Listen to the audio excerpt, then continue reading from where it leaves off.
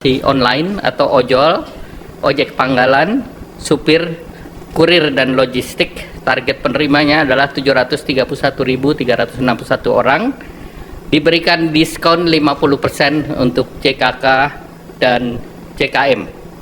Jadi JKK dan JKM itu tentunya kita berharap bahwa ini bisa diterima oleh ojol dan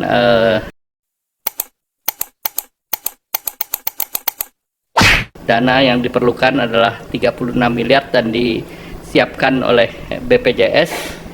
Nah, ini JKK itu santunan kematian 48 kali upah, santunan cacat 56 kali upah, beasiswa 174 juta untuk 2 orang anak, dan jaminan kematian itu totalnya bisa menerima 42 juta. Kemudian manfaat layanan tambahan dari perumahan BPJS Tenaga Kerja. Kita tahu BPJS Tenaga Kerja punya program terkait dengan perumahan. Nah, ini bunganya diturunkan. Jadi sebelumnya adalah BI rate plus 5%, ini diturunkan menjadi BI rate plus 3%. Kemudian untuk penerima manfaat di mana itu bisa untuk menyicil rumah, bisa untuk down payment, dan juga untuk para developer yang tadinya BI rate plus 6 diturunkan juga menjadi 4%. Ini seluruhnya dengan juga relaksasi slick dari OJK. Nah, ini targetnya 150 miliar ditanggung oleh BPJS. Tahun ini ditargetkan sampai 1.000, namun tahun depan akan ditingkatkan jumlahnya karena ini akan mendukung program Bapak Presiden untuk menyediakan 3 juta rumah. Kemudian percepatan deregulasi PP 28, yaitu integrasi sistem kementerian lembaga dan juga rencana daerah tata ruang RDTR ke OSS. Nah, ini akan didorong jumlah daerahnya tadi ditingkatkan bukan 50 tetapi ini 50 kabupaten kota, namun daerahnya menjadi 170 sekian kecamatan. Dan diharapkan tahun depan juga bisa ditambahkan. Dan untuk RDTR itu disediakan dana 3,5 miliar per RDTR, di mana dari Badan Geologi Informasi Geospasial akan menyiapkan data sehingga nanti OSS punya fiktif positif untuk 20 hari kerja. Sehingga kalau ini tidak selesai maka otomatis akan berlaku. Dan itu kebutuhan dananya diperkirakan sekitar 1 triliun. Kemudian pilot project beberapa program di kota-kota besar.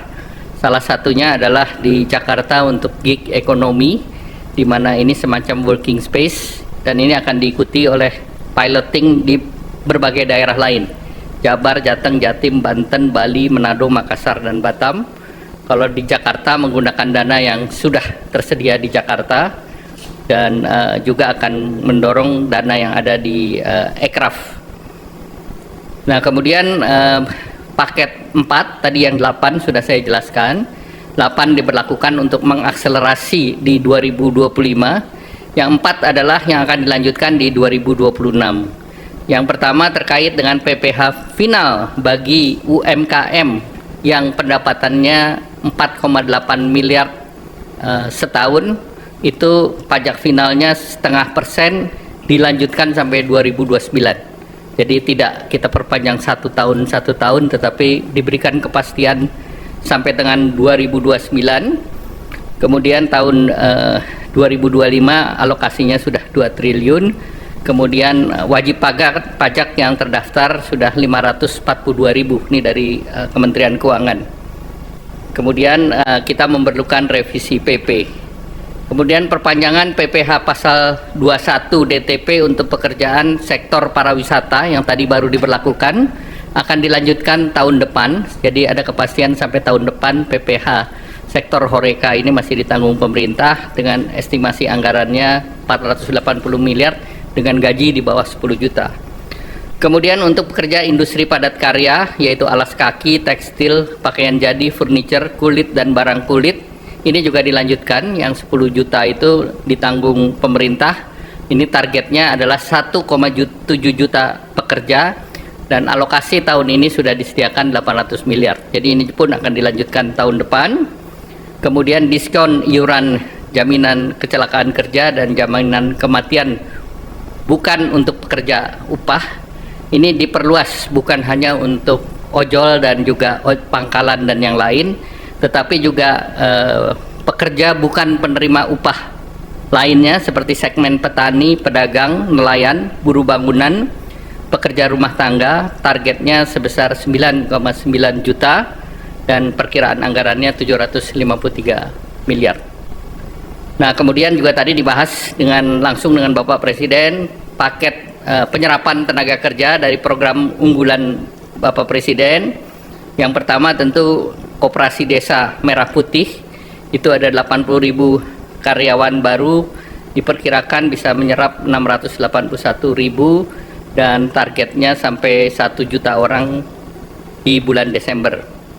Kemudian Kampung Nelayan Merah Putih, tahun ini targetnya 100 desa, diharapkan bisa menyerap 8.645 tenaga kerja, jangka panjang 4.000 titik, bisa menciptakan 200.000 lapangan kerja. Kemudian revitalisasi tambak di Pantura, aksesnya 20.000 hektar dan menyerap 168.000 tenaga kerja.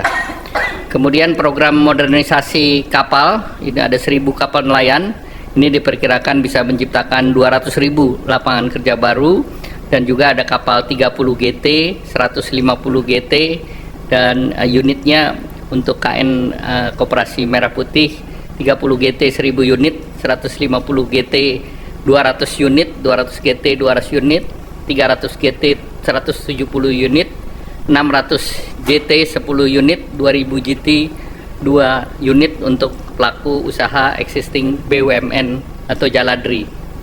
Kemudian program perkebunan rakyat itu penanaman kembali 870.000 hektar oleh KL, Kementerian Pertanian, diharapkan bisa membuka lapangan kerja lebih dari 1,6 juta dengan komoditas prioritas antara lain tebu, kakao, kelapa, kopi, mete, dan pala.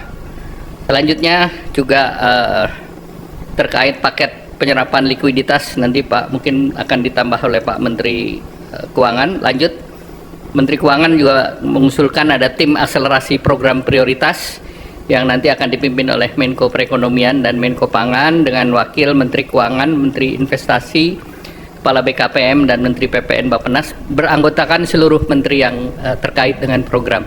Nah, tim ini diharapkan nanti akan dijelaskan tugas dan kerjanya oleh Pak Menteri Keuangan. Selanjutnya kami persilakan Pak Menteri. Makasih Pak Menko, saya hanya mungkin menambahkan sedikit saja untuk tim percepatan program pembangunan ekonomi tadi. Itu pada dasarnya kita akan monitor seluruh program-program utama pemerintah atau Pak Prabowo. Jadi ke depan harusnya nggak macet lagi. Kalau ada yang macet kita akan percepat supaya jalan dengan baik.